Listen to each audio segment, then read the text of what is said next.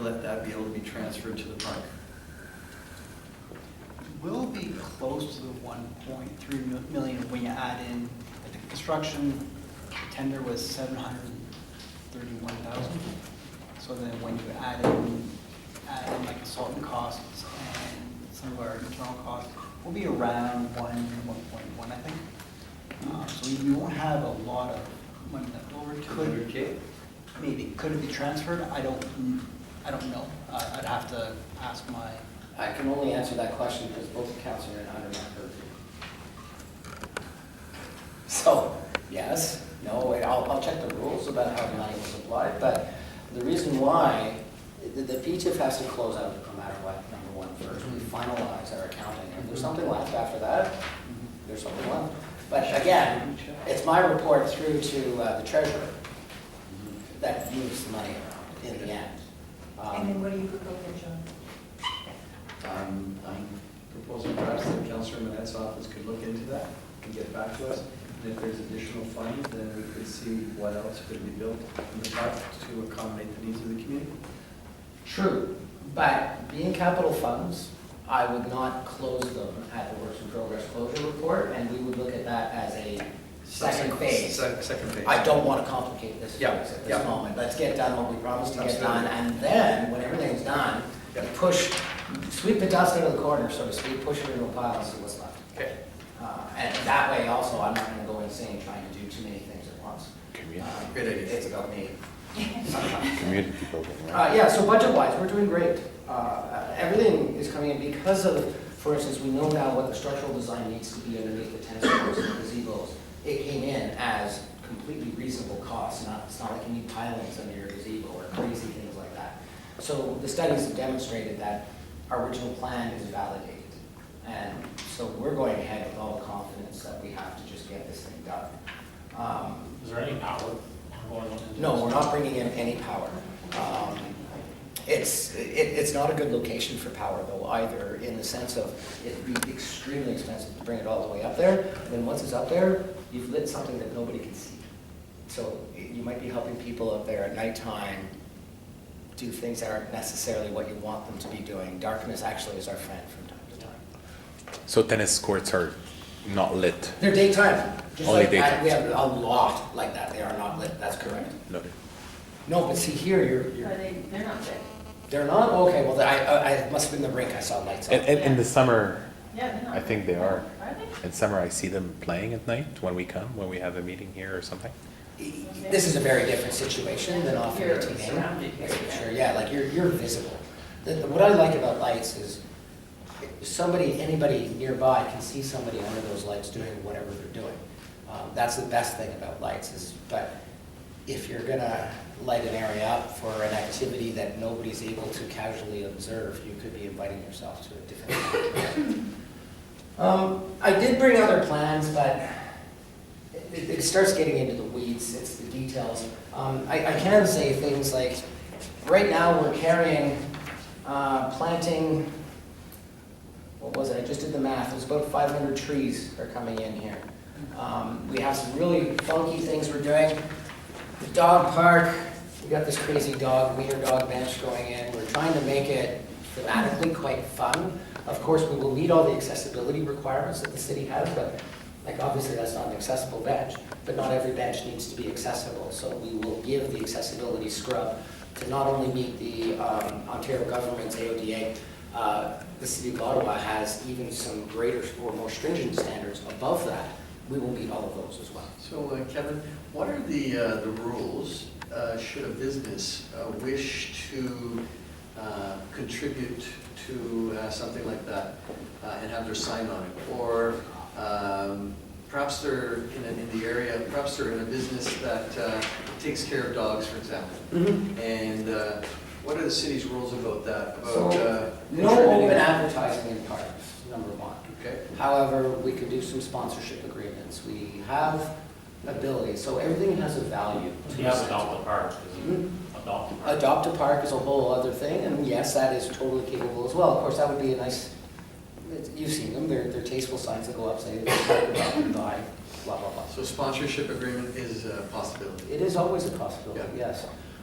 Unfortunately, just this past Friday, the manager in charge of that retired, so I'm waiting for the new guy to come How out. dare you? Yeah, Derek, exactly. He just named a bunch of rinks out in Barhaven, for instance. So there is value to this to the city. So every time you think of a sponsorship or a naming right, we look at it as, well, this is obviously a commercial opportunity for this operator. It is the same as marketing or advertising. So there's a minimum value to walk in to do that, because we don't like giving it away for free as well. But when you think of a dog park and things like that, there's a lot of smaller things that also happen that we'd be open to discussing as well. Okay. But if, for example, if a company decides that they would be prepared to sponsor, they could put an advertising banner. That's part of, yeah, so the benefits of doing a sponsorship agreement with us, it gets you on the website, it gets a few other things, and there's always these benefits that we talk about, and some of them are very much, is there a brought to you by Fred's Dog Food House? Something, and that's always there.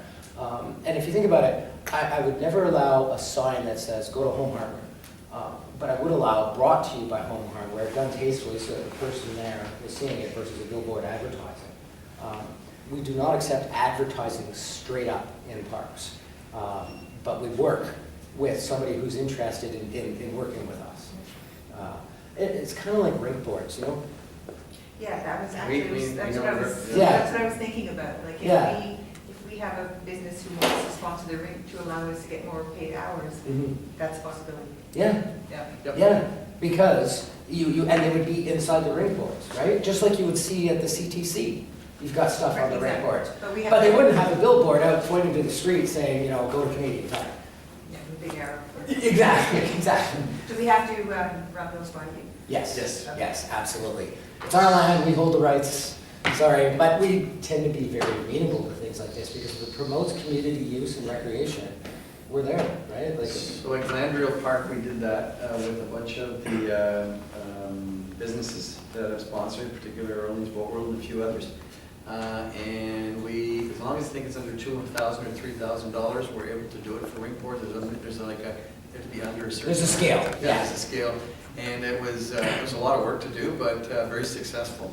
Mhm. And I'm just thinking in this case where, you know, if we have businesses that are specifically targeted at dogs, that there may be, for example, a veterinarian or you know, some other kind of business like that that might want to make a contribution and sign up a sponsorship agreement and add value to the community. Yep. Personal trainers, you name it. Yeah. It happens in every park Yeah. that is busy, right?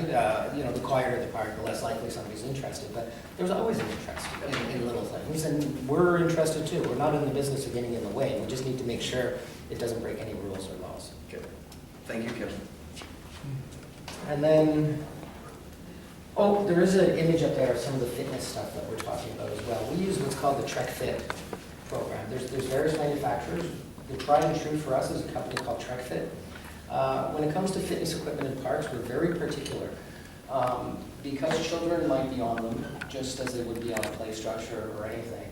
Even the fitness equipment needs to meet the CSA for children's playgrounds. So you will see out there some manufacturers with dynamic things, whether it's a jogging like on either cables or springs, or even I've seen there's one that's like a hexagon shaped thing where you can actually using various elastic bands and stuff, you know, do all sorts of heavy workout stuff.